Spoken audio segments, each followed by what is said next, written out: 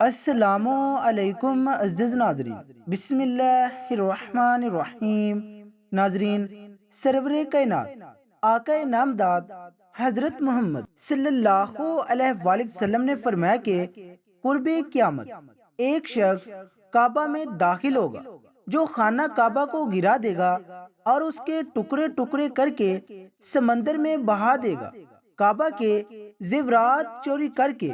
اور غلاف کو پھاڑ کر اپنی چادر بنا لے گا۔ صحابہ نے عرض کی، یا رسول اللہ صلی اللہ علیہ وآلہ وسلم، وہ شخص کون ہوگا؟ اس کی نسل و خاندان کیا ہوگا؟ اس کا حلیہ کیا ہوگا اور وہ کیوں خانہ کعبہ کو گرائے گا؟ حضور اکرم کا چہرہ سرخ ہو گیا اور ایسی تفصیل بتائی کہ سب ہی رونے لگے۔ پیارے دوستو، اس واقعہ سے پہلے آپ کو بتاتے چلیں کہ خانہ کعبہ اللہ تعالیٰ کا گھر ہے، اور ظاہر ہے جس کا گھر ہوتا ہے وہی اس کی حفاظت بھی کرتا ہے۔ لیکن یہ قیامت کی نشانیوں میں سے ایک نشانی ہے کہ ایک شخص خانہ کعبہ گرائے گا، اور یہ یاد رہے کہ اس سے پہلے بھی بہت بار کعبہ کو گرانے کی کوشش کی گئی لیکن کوئی بھی اس میں کامیاب نہ ہو سکا۔ ایک دفعہ یمن کے بادشاہ ابرہہ نے خانہ کعبہ کو گرانے کی کوشش کی تھی، تو اس کا کیا حشر ہوا تھا یہ سبھی جانتے ہیں۔ حضرت محمد صلی اللہ علیہ وآلہ وسلم کی پیدائش سے 25 دن پہلے یمن کا بادشاہ ابرہہ ہاتھیوں کی فوج لے کر کعبہ ڈھانے کے لیے مکہ پر حملہ آور ہوا تھا۔ اس کا سبب یہ تھا، ابرہہ نے یمن کے دارالسلطنت سنا میں ایک بہت ہی شاندار اور عالی شان گرجا گھر بنایا، اور یہ کوشش کی کہ عرب کے لوگ بجائے خانہ کعبہ کے یمن آ کر اس گرجا گھر کا حج کیا کرے۔ جب مکہ والوں کو یہ معلوم ہوا تو قبیلہ کنانہ کا ایک شخص غیظ و غضب میں جل بن کر یمن گیا اور وہاں کے گرجا گھر میں پخانہ کر کے اس کو نحوست سے لت پت کر دیا۔ جب ابرہہ نے یہ واقعہ سنا تو وہ تیش میں آپے سے باہر ہو گیا اور خانہ کعبہ کو ڈھانے کے لیے ہاتھیوں کی فوج لے کر مکہ پر حملہ کر دیا، اور اس کی فوج کے اگلی داستان نے مکہ والوں کے تمام اونٹوں اور دوسرے مویشیوں کو چھین لیا۔ اس میں 200 یا 400 اونٹ حضرت عبد المطلب کے بھی تھے۔ حضرت عبد المطلب کو اس واقعہ سے بڑا رنج پہنچا، چنانچہ آپ اس معاملے میں گفتگو کرنے کے لیے اس کے لشکر میں تشریف لے گئے۔ جب ابرہہ کو معلوم ہوا کہ قریش کا سردار اس سے ملاقات کرنے کے لیے آیا ہے تو اس نے آپ کو اپنے خیمے میں بلا لیا، اور جب حضرت عبد المطلب کو دیکھا کہ ایک بلند اقامت، روبدار اور نہایت ہی حسین و جمیل آدمی ہے جن کی پیشانی پر نور نبوت کا جاہو جلال چمک رہا ہے، تو صورت دیکھتے ہی ابرہہ مرغوب ہو گیا اور بے اختیار تخت شاہی سے اتر کر آپ کی تعظیم و تکریم کے لیے کھڑا ہو گیا اور اپنے برابر بٹھا کر دریافت کیا کہ کہیے سردار قریش، یہاں آپ کی تشریف آوری کا کیا مقصد ہے؟ حضرت عبد المطلب نے جواب دیا کہ ہمارے اونٹ اور بکریاں وغیرہ جو آپ کے لشکر کے سپاہی ہانک لائے ہیں، ان سب مویشیوں کو ہماری سپرد کر دیجیے۔ یہ سن کر ابرہہ نے کہا کہ اے سردار مکہ، میں تو یہ سمجھتا تھا کہ آپ بہت ہی حوصلہ مند اور شاندار آدمی ہیں، مگر آپ نے مجھ سے اپنے اونٹوں کا سوال کر کے میری نظروں میں اپنا وقار کم کر دیا۔ اونٹ اور بکریوں کی کیا حیثیت ہے؟ میں تو آپ کے کعبہ کو توڑ پھوڑ کر برباد کرنے کے لیے آیا ہوں، لیکن آپ نے اس کے بارے میں کوئی گفتگو نہیں کی۔ حضرت عبد المطلب نے کہا کہ مجھے تو اپنے اونٹوں سے مطلب ہے، کعبہ میرا گھر نہیں ہے، بلکہ وہ تو خدا کا گھر ہے، وہ خود اپنے گھر کو بچا لے گا، مجھے کعبہ کی ذرا بھی فکر نہیں ہے۔ یہ سن کر ابرہہ اپنے فرعونی لہجے میں کہنے لگا کہ اے سردار مکہ، سن لیجئے، میں کعبہ کو ڈھا کر اس کی اینٹ سے اینٹ بجا دوں گا اور روئے زمین سے اس کا نام و نشان مٹا دوں گا، کیونکہ مکہ والوں نے میرے گرجے کی بڑی بے حرمتی کی ہے، اس لیے میں اس کا انتقام لینے کے لیے کعبہ کو مسمار کر دینا ضروری سمجھتا ہوں۔ اس کی بات سن کر حضرت عبد المطلب نے کہا کہ یہ آپ اور خدا کا معاملہ ہے، آپ جانے اور خدا جانے، میں آپ سے سفارش کرنے والا کون ہوں۔ اس بات کے بعد ابرہہ نے تمام جانوروں کو واپس کر دینے کا حکم دے دیا اور عبد المطلب تمام اونٹ اور بکریوں کو ساتھ لے کر اپنے گھر چلے آئے اور مکہ والوں سے فرمایا کہ تم اپنے اپنے مال مویشوں کو لے کر مکہ سے باہر نکل جاؤ اور پہاڑوں کی چوٹیوں پر چڑھ کر اور دروں میں چھپ کر پناہ لو۔ مکہ والوں سے یہ کہہ کر پھر خود اپنے خاندان کے چند آدمیوں کو ساتھ لے کر خانہ کعبہ میں گئے اور دروازے کا حلقہ پکڑ کر انتہائی بے قراری اور گریہ زاری کے ساتھ دربار الہی میں اس طرح دعا مانگنے لگے کہ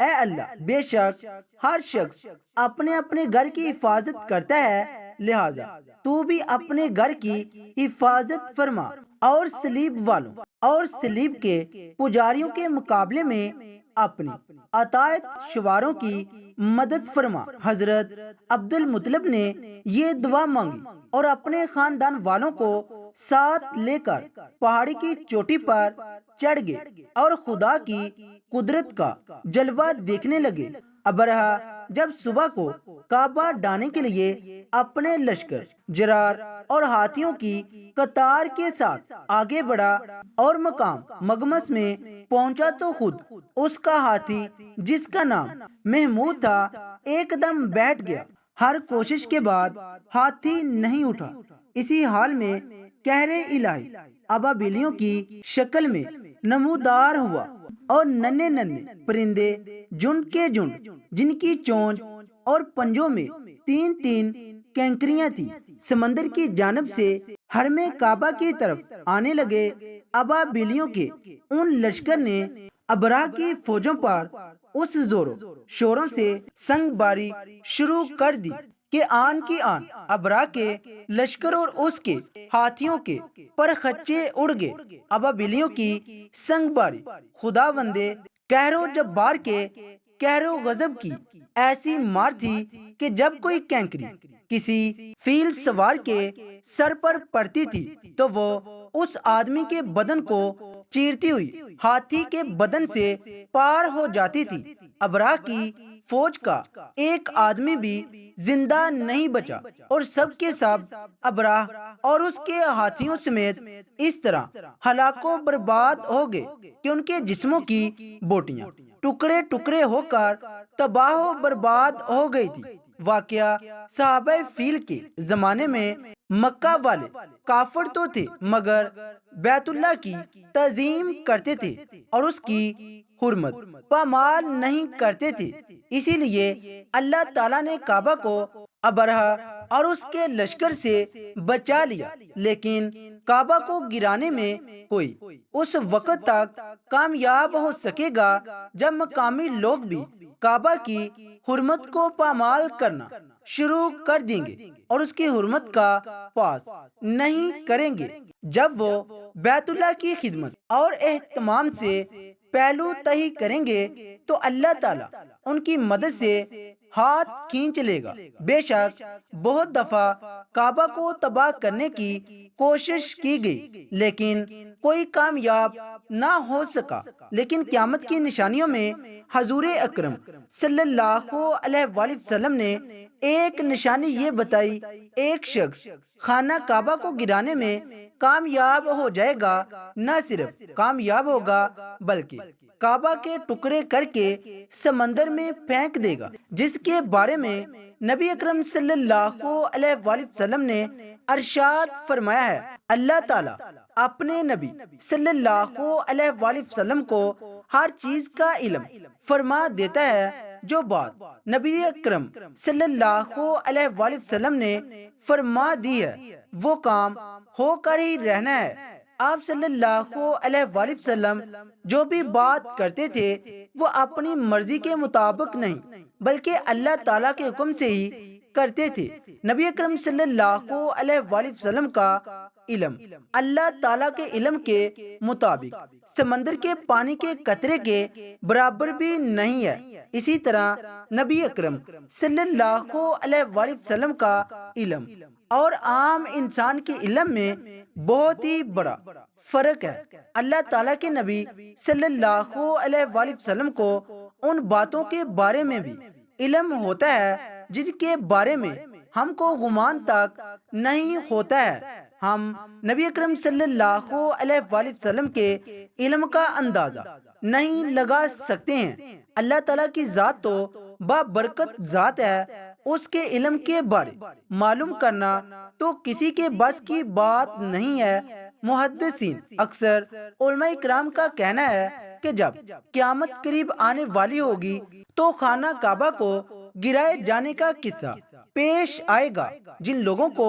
اس کے بارے میں علم ہے ان کو اس کے بارے میں حدیث مبارک کی روشنی میں بتاتے ہیں۔ خانہ کعبہ کی نشانیوں میں سے ایک عظیم الشان نشانی ہے، جب تک کعبہ قائم ہے اس وقت تک دنیا بھی قائم و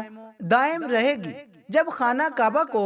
گرایا جائے گا تب قیامت رونما ہوگی۔ جب قیامت قریب آئے گی ایک بدبخت حبشی خانہ کعبہ کو گرا دے گا، پھر قیامت آ جائے گی۔ اس کمینے حبشی کے بارے آقا دو جہاں صلی اللہ علیہ وآلہ وسلم نے ارشاد فرمایا کہ اس حبشی کی شکل و صورت ایسی ہوگی، ایک چھوٹی چھوٹی کنڈلیوں والا حبشی خانہ کعبہ کو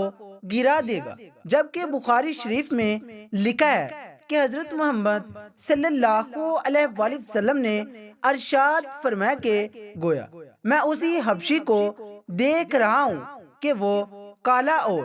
چوری ٹانگوں والا ہے، کعبہ کے پتھر اور اینٹوں کو اکھاڑ اکھاڑ کر پھینک رہا ہے۔ بخاری شریف میں ہے قریب قیامت کے وقت حضرت عیسیٰ علیہ السلام کے پردہ کرنے کے بعد جب لوگوں کے سینوں سے قرآن پاک اللہ تعالیٰ اٹھا لے گا تو اس کے بعد وہ بدبخت حبشی خانہ کعبہ کو گرائے گا۔ اس حدیث میں افحج کا لفظ ہے، اور افحج وہ ہے جو اکڑتا ہوا چلے یا چلنے میں اس کے دونوں پنجے تو نزدیک رہیں اور دونوں ایڑیوں میں فاصلہ رہے، وہ حبشی مردود جو قیامت کے قریب کعبہ ڈھائے گا وہ اسی شکل کا ہوگا۔ دوسری روایت میں ہے اس کی آنکھیں نیلی، ناک پھیلی ہوئی ہوگی، پیٹ بڑا ہوگا، اس کے ساتھ اور لوگ ہوں گے، وہ کعبہ کا ایک ایک پتھر اکھاڑ ڈالیں گے اور سمندر میں لے جا کر پھینک دیں گے۔ رسول اللہ صلی اللہ علیہ وآلہ وسلم نے فرمایا ایک شخص کی حجر اسود اور مقام ابراہیم کے درمیان بیعت کی جائے گی، اس گھر کی حرمت کو اس کے رہنے والے ہی پامال کریں گے، اور جب ایسا ہوگا تو پھر عربوں کی ہلاکت اور بربادی کے بارے میں پوچھا نہ جائے گا۔ پھر حبشہ سے ایک لشکر آئے گا جو کعبہ کو تباہ و برباد کر دے گا۔ اسی تباہی کے بعد پھر اللہ کا یہ گھر کبھی آباد نہ ہو سکے گا، یہی لوگ اس کا خزانہ بھی نکال کر لے جائیں گے۔ عبداللہ بن عمر رضی اللہ تعالی عنہ سے روایت ہے کہ نبی اکرم صلی اللہ علیہ وآلہ وسلم نے فرمایا اہل حبشہ کو